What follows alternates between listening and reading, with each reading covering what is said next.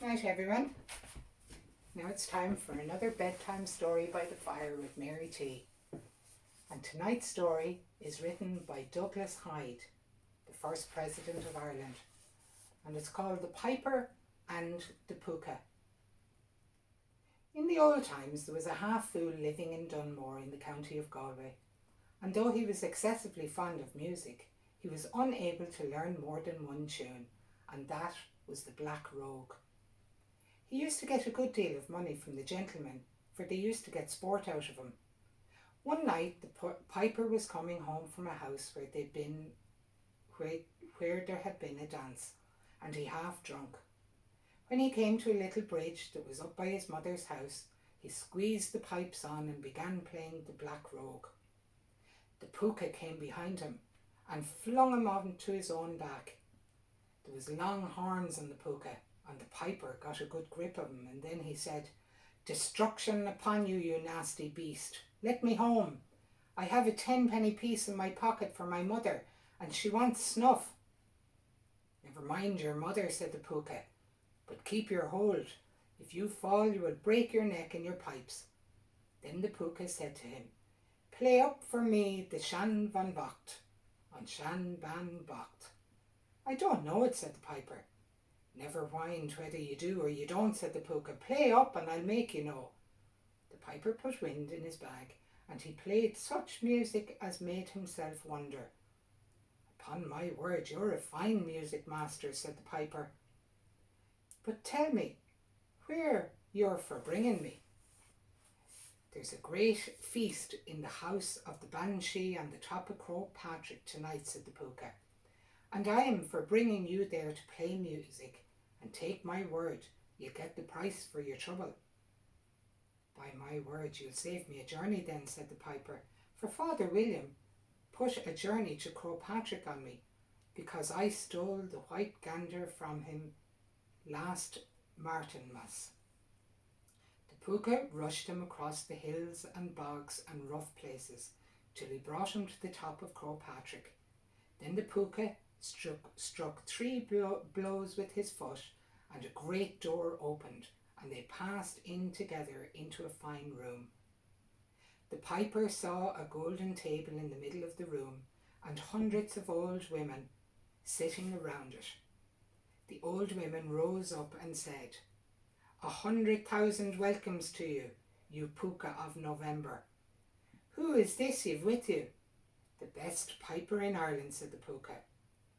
One of the old women struck a blow on the ground, and a door opened in the side of the wall, and what should the piper see coming out but the white gander which he had stolen from Father William.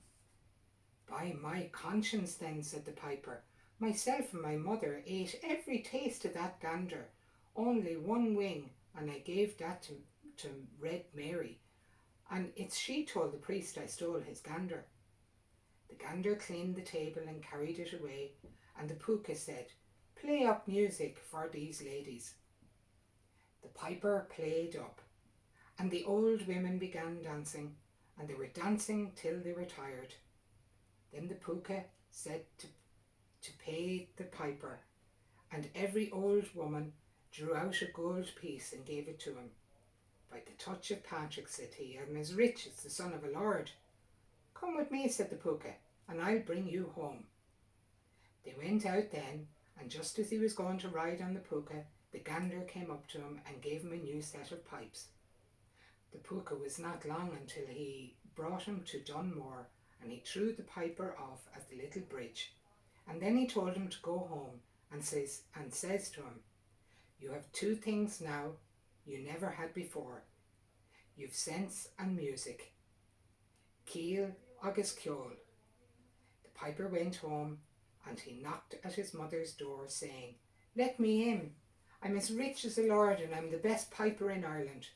"You're drunk," said the mother. "No, indeed," says the piper. "I haven't drank a drop." The mother let him in, and he gave her the gold pieces, and "Wait now," says he, "till you hear the music I'll play." He buckled on the pipes, but instead of music there came a sound as if all the geese and ganders in Ireland were screeching together. He wakened the neighbours, and they were all mocking him. until he put on the old pipes, and then he played melodious music for them, and after that he told them all he had gone through that night. The next morning, when his mother went to look at the gold pieces, there was nothing there but the leaves of a plant. The piper went to the priest and told him his story, but the priest would not believe a word from him until he put the pipes on him, and then the screeching of the ganders and geese began. "Leave my sight, you thief," said the priest.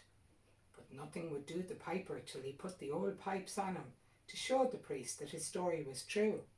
He buckled on the old pipes and he played melodious music, and from that day till the day of his death there was never a piper in the county Galway that was as good as he was.